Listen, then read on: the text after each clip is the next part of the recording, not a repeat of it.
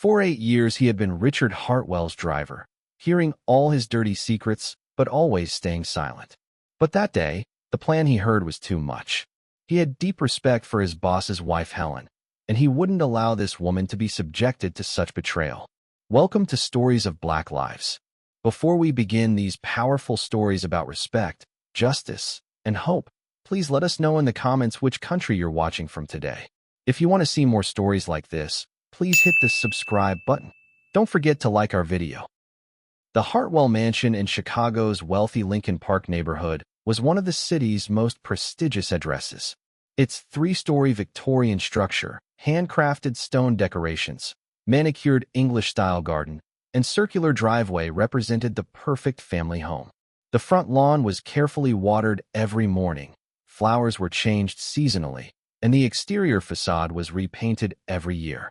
Although neighboring houses were similarly impressive, the Hartwell Mansion was known as the most beautiful house on the street. But Darius Montgomery knew that behind this perfect appearance lay a rotting marriage. 45-year-old Darius had worked as this family's private driver for 8 years. During his shift that started at 7 in the morning, he would take Richard Hartwell to his company, take Helen Hartwell to yoga classes, hairdresser, and shopping in the afternoon, and transport both of them to social events in the evenings. For Darius, this wasn't just a job. This family had become an important part of his life. Especially his respect for Helen Hartwell was deep and sincere. But the phone conversation he would hear that Monday morning, he never imagined how this respect would drive him to action. Darius Montgomery came from Detroit's old industrial neighborhood. His father, Jerome Montgomery, had worked at the Ford factory for 30 years, lived his life through honest labor, never cheated anyone, and remained faithful to his wife Dorothy until his last breath. He treated his mother well, worked 2 jobs to educate his children, and helped his neighbors. Darius had grown up with these values. As a child, he remembered his father saying, "Son, a man's most valuable thing is his word. A man who doesn't keep his word is nothing." At 20, he moved to Chicago, first worked as a taxi driver, worked night shifts to save money, then started working as a private driver. His strong build, quiet character, and perfect driving skills made him ideal for this job. He had never had an accident, never been late, never leaked a secret. When he started working for Richard Hartwell, he understood that this job wasn't just about driving cars. He was also an invisible man who kept the family's secrets, witnessed their daily lives, and served silently. For 8 years, he had heard Richard's controversial business meetings, Helen's intimate conversations with friends, the couple's marriage problems, and family arguments, but had never leaked any of it. This was what his profession required. But this time would be different. Richard Hartwell, 52, was one of Chicago's most successful real estate developers. The founder and CEO of Hartwell and Associates, this man had signed the city's biggest construction projects. The skyscraper complex on Michigan Avenue, the luxury housing project near Navy Pier, the shopping center in downtown. Richard's hand was in all of them. In 20 years, he had built an empire in the construction sector and earned millions of dollars. Money and power had gradually changed and spoiled him.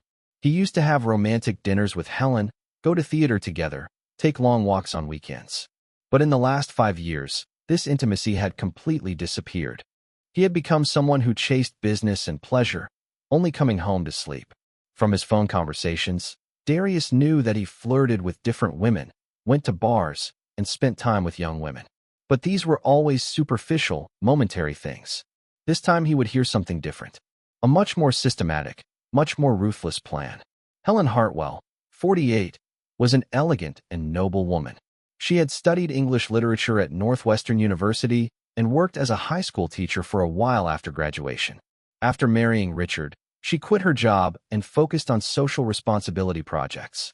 She organized reading programs for the city's poor children, made regular donations to women's shelters, and volunteered at charity organizations. She had founded the Helen Reading Foundation and distributed free books to children from poor families. When Darius took her to these events, he saw how kind-hearted and genuine Helen was. The woman always treated Darius with respect, addressed him as Mr. Montgomery, asked about his family, and sent gifts on special occasions. When Darius's mother Dorothy had a heart attack, Helen covered all the hospital expenses and asked about Darius's family's condition every day for 2 weeks. She sent wonderful gifts for Darius's daughter Emma's birthdays and contributed to school expenses. Therefore, Darius felt deep gratitude and respect for Helen. He saw how Helen was affected by Richard's increasing coldness, but knew that the woman was making an effort to save her marriage, suggesting they go to therapy and planning romantic trips. Helen still loved Richard and was fighting for their marriage. That Monday morning, everything started normally. It was a cold November morning. The leaves had turned yellow, and the wind had sharpened. Darius arrived at exactly 7 a.m., warmed up the Mercedes, and waited for Richard. Richard came out in his usual dark suit, took his briefcase, and got in the car. Darius wished him good morning. Richard nodded. On the road, Richard sat in the back seat, talking on the phone as usual. Business meetings, project details, real estate prices. Darius had learned to close his ears to these conversations. But what he heard that morning completely shocked him. "Victoria, darling, the plan is perfect," Richard was saying cheerfully. "Helen is going to visit her mother in Wisconsin Friday evening. She's seriously ill. It might be her last visit. She'll stay there all weekend. You'll come Saturday evening, leave Sunday morning. No one will be able to tell." Darius's heart raced, his hands tensed on the steering wheel. Who was Victoria? This conversation was heading in a very bad direction. Victoria's voice responded lovingly from the phone. "Richard, my love, isn't this risky? What if someone sees? What if the neighbors get curious?" Richard answered confidently. "Victoria, who will see? Darius won't be on duty over the weekend. He's unaware of my plan. The house staff will be off for the weekend. The gardener won't come either. Perfect timing. It'll just be you and me." Darius's stomach turned. His boss wasn't just ignoring him. He was seeing him as a tool for his own betrayal. "Victoria, you're wonderful," Richard continued. "There's no passion left between Helen and me. That's what happens with 20-year marriages. We've become routine, boring. You remind me of my youth." Victoria replied. "But Richard, am I just temporary entertainment? Or are you thinking seriously? Aren't you considering divorce?" Richard answered harshly, with a definitive tone. "Victoria, no. Divorce would cost me dearly. The alimony Helen would get would be millions of dollars. Besides, Helen's position in social circles and her foundation work helps my business. It provides a good image. This situation will continue like this." Darius was now gripping the steering wheel so tightly that his joints ached. This man was using his wife only for social status and economic advantage. What about emotionally? Victoria asked curiously. "Don't you feel any pity for Helen?" Richard laughed coldly, showing no mercy. "Victoria, I'm a businessman. Emotions are a luxury. One must be pragmatic. You give me the excitement and passion I need. Helen provides social image and respectability. We both get what we want. Everyone wins. Everyone wins." Darius thought angrily to himself. Helen is unaware of this situation and suffering. The conversation continued. "Victoria, I'll buy you very beautiful gifts this weekend. That diamond necklace looked so good on you last time. I'll look at a new set from Cartier." Victoria replied excitedly. "Richard, you're so generous, so thoughtful. Doesn't Helen have any suspicions? Doesn't she question anything?" "No, darling," Richard said with complete confidence. "She's so naive, so trusting. She thinks I work late. She thinks there are project meetings. She doesn't know I'm actually spending time with you, having romantic evenings." Darius couldn't stand it anymore. This man was making Helen look stupid, mocking her. "I'll be late tonight too," Richard continued. "I'll tell you about my new project plans. Helen will read a book again, go to bed early. She won't notice." When Richard arrived at his company, they had their normal farewell. Richard said, "Be ready at 8 p.m. Darius. I have a late meeting." But Darius now knew what this line meant. He was burning inside, trembling with anger. He would pick up Helen in the afternoon. How could he look at this woman? When he picked up Helen from her yoga class in the afternoon, the woman got in the car with her usual smile. She looked striking in her stylish sportswear and natural beauty without makeup. "Good afternoon, Mr. Montgomery. How are you? How's your family? How's your daughter Emma? Has she adjusted to school? The first months are difficult for children." Darius smiled forcefully. "Very well, ma'am. Thank you. Emma is really very happy at school. Her teachers are very caring. Helen continued sincerely. I'll send her a special gift this week. The first school year is very important. I want her to have beautiful memories. What is Emma like? Books or toys? Darius's eyes filled with tears. This woman remembered his daughter, cared about her, followed her development. But her husband was coldly cheating on her and mocking her. Ma'am, Darius said gently, I want to ask you a very personal question. I hope I don't disturb you. Helen was surprised but smiled. Of course, Mr. Montgomery asked. I'm never disturbed by your questions. Are you really happy? Are you satisfied with your life? Helen thought for a while, looked out the window. Mr. Montgomery, marriage isn't easy. There are difficult times. But I still hope that everything will work out. Richard is under stress. His work is very busy. Maybe if we go on vacation together, spend time like we used to. Darius had now made his final decision. This woman didn't deserve this betrayal. Such a good, such sincere, such valuable person shouldn't be deceived like this. That evening at home, while having dinner with his wife Keisha and daughter Emma, he wanted to tell Keisha about the situation, but Emma was there. After dinner, after Emma went to sleep, he talked to Keisha. Keisha, I have a very serious problem. I don't know what to do. Keisha became worried. What happened, Darius? Is there a problem at work? My boss is cheating on his wife. Planned, systematically. And I witnessed it. Keisha thought, Darius, this is a very sensitive situation. But you always say you're grateful to Mrs. Helen. She paid your mother's hospital expenses, treats Emma very well. Darius nodded. Keisha, this woman is like an angel. But her husband makes her look stupid, mocks her. I can't stay silent about this. Keisha put her hand on her husband's shoulder. Darius, maybe what you owe her is telling the truth. But you must be very careful. You could lose your job. Darius looked at his wife. Keisha, some things are more important than work. Honesty, honor. My father taught me these. Keisha nodded. She knew her husband's character. He would do the right thing, no matter the cost. Tuesday, Richard talked to Victoria again. Victoria, I bought Dom Perignon champagne for Saturday. It'll be a romantic night. Candlelight dinner, music. Wednesday, I lied to Helen, told her I have a very important investor meeting on Saturday. Said it'll be in Milwaukee. I'll stay overnight. Thursday, Victoria, Helen will board the plane Friday at 6 p.m. You come Saturday at 8 p.m. I'll open the door. No one will see. Darius now knew every detail of the plan. He had heard Richard's every lie, every calculation. It was time to take action. Friday morning when he took Helen to O'Hare Airport, the woman looked very sad. Her eyes were teary. Mr. Montgomery, my mother is very ill. The doctors say she doesn't have much time left. This might be our last meeting. Darius replied gently, I'm very sorry, ma'am. I'll pray for your mother. Thank you. Richard was very understanding. He let me go even though he has work over the weekend. Darius swallowed. Ma'am, some men forget how lucky they are. You are a very valuable woman. Helen looked at Darius meaningfully. You're a very smart and thoughtful man, Mr. Montgomery. I wish more people were like you. After Helen boarded the plane, Darius put his plan into action. This plan would be both smart and fair. First, he researched Victoria Rodriguez. He found her on LinkedIn. 28 years old, marketing manager, had been working at Richard's company for 2 years. Her Instagram account had photos taken at luxury restaurants, expensive clothes. He learned her address, phone number, social media accounts, everything. He worked very methodically. Saturday evening at 7:30 p.m., he called Richard. Boss, I'm very sorry. There's an urgent family situation.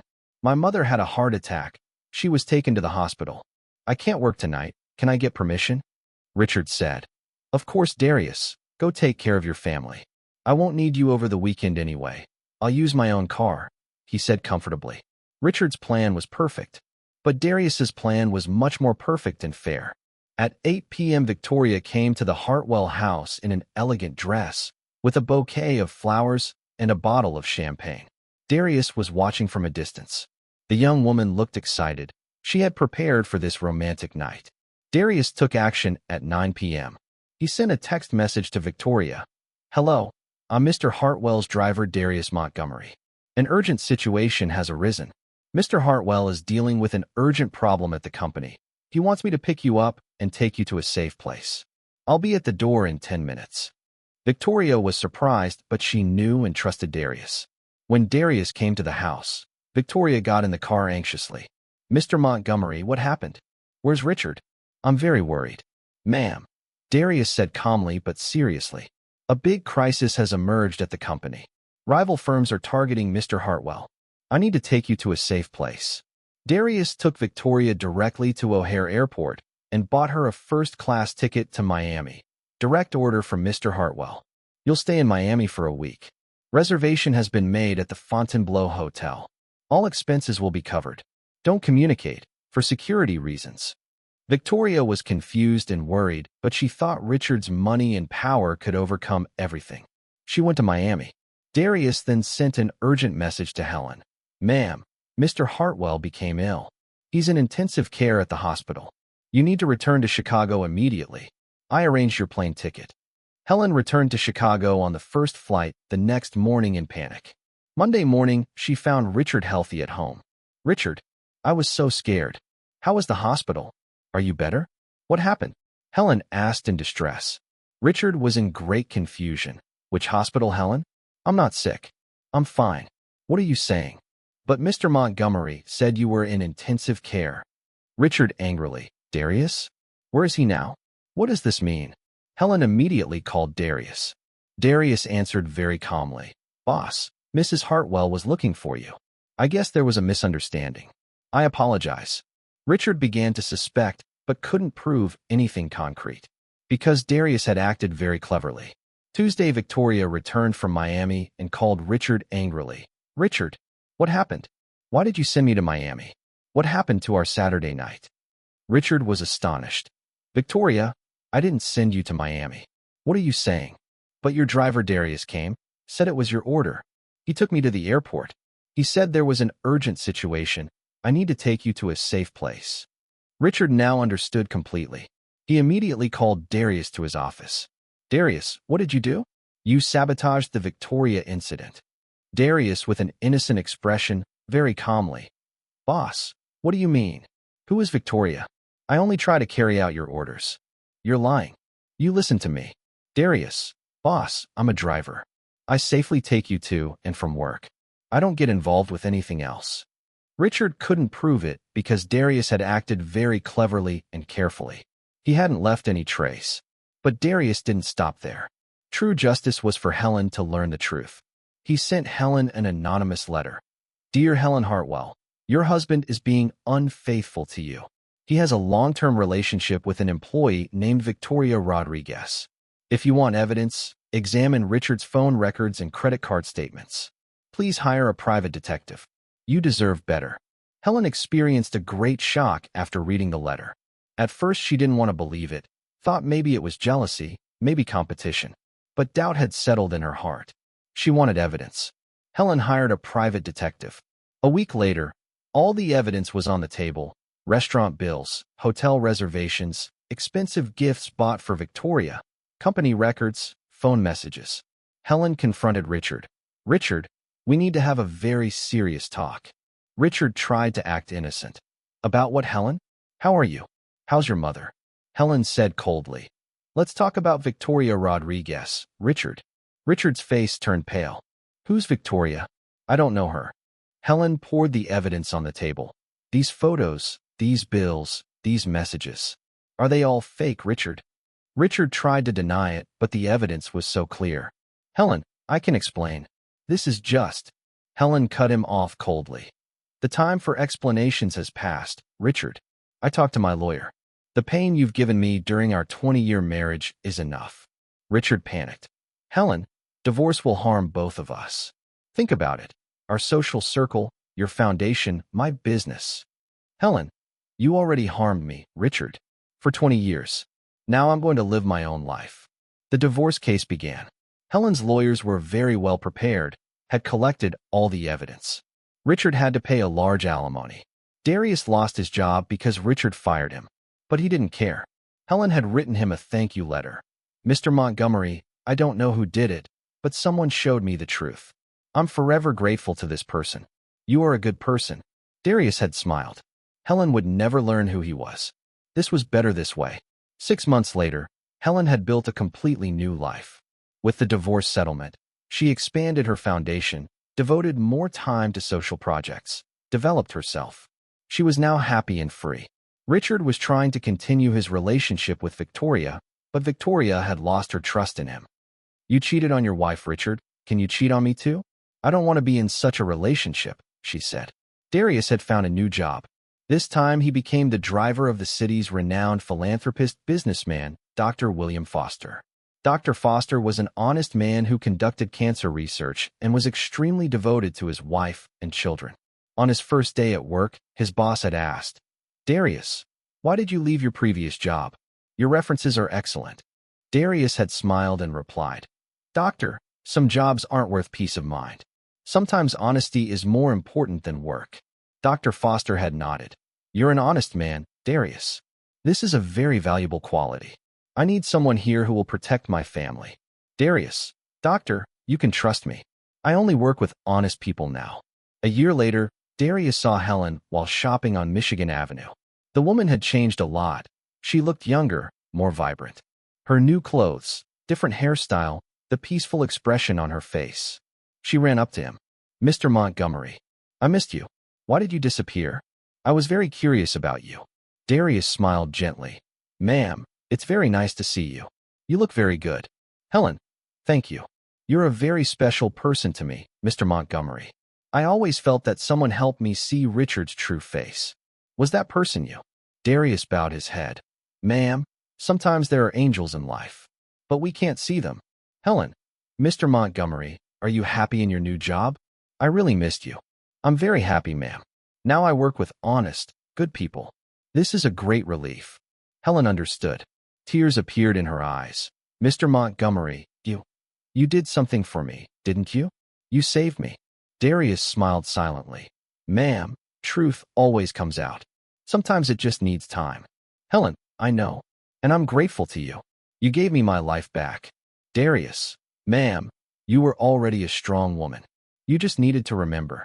After they said goodbye, as Darius was walking away, Helen called after him.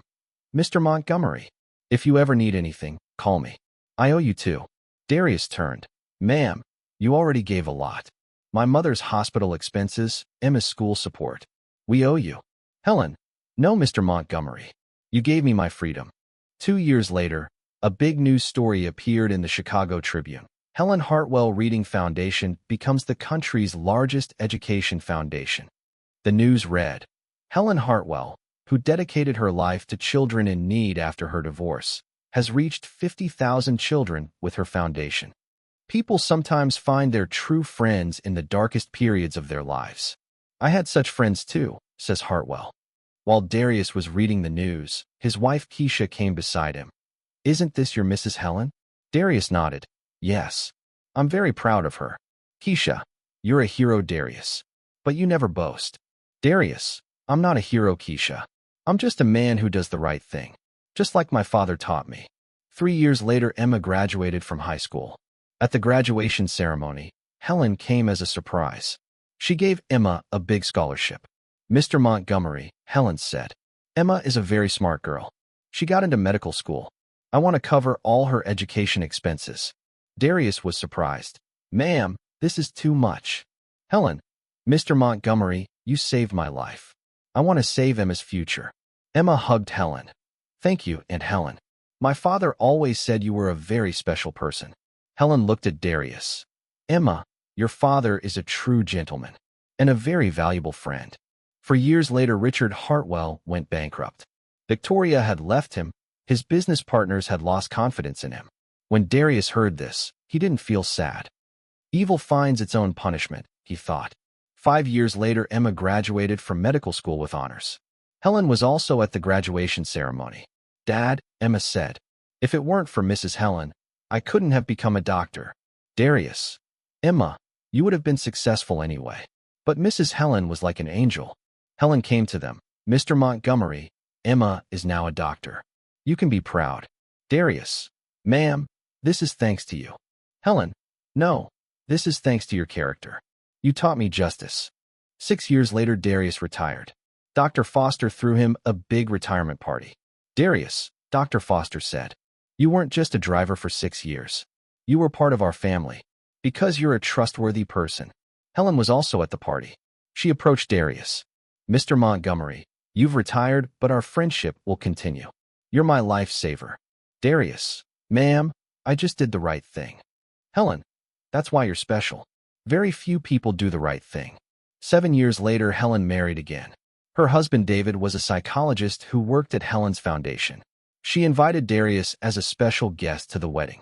Mr. Montgomery, Helen said in her wedding speech, I have very special friends in my life. They gave me not only friendship, but also courage. Mr. Montgomery is one of those friends. Darius couldn't hold back his tears. Helen had never forgotten him. 8 years later, Emma became a pediatrician. Her first hospital was the Children's Hospital established by the Helen Reading Foundation. Dad, Emma said, thanks to Aunt Helen, I both became a doctor and served poor children. Darius, Emma, this cycle is very beautiful. Goodness breeds goodness. 9 years later, Darius became a grandfather. Emma gave birth to a boy. Helen came to visit the hospital. Mr. Montgomery, congratulations. This baby is very lucky. Having a grandfather like you, a mother like Emma, an uncle like David. Darius, ma'am, you'll also be in this child's life. Because you're part of our family. Helen, I'm very happy, Mr. Montgomery. And you made this happiness possible. 10 years later, Richard Hartwell died. Alone, penniless, abandoned. Very few people came to his funeral. Darius wasn't at the funeral, but Helen was there. Why did you go? Darius asked Helen. Helen, because I'm not angry with him anymore. He helped me gain my freedom. Without realizing it. Darius, you're a very noble woman. Helen, you taught me how I should be treated, Mr. Montgomery. 11 years later, Darius turned 70. Helen threw him a big birthday party. All the family, friends, Dr. Foster's family. Everyone was there. Darius Montgomery, Helen said in her speech. This man is my hero. He taught me courage, honesty, and justice. Thanks to him, I'm here today. Darius stood up. I'm not a hero. I'm just a man who lives with the values my father taught me. Being a good person, doing the right thing. These aren't heroism, they're humanity. The hall thundered with applause. This story shows us that sometimes silence is not golden. Sometimes doing the right thing requires going against even the person you're loyal to. That's what Darius Montgomery did. He put his respect for Helen above his job loyalty to Richard. And in the end, true justice prevailed. A woman was liberated, a man found his punishment, a family became happy. When you face such a situation, are you ready to be brave like Darius? Or will you stay silent and become complicit in injustice? Remember, sometimes the greatest heroism is doing the right thing quietly. Like Darius, you too can be someone's lifesaver.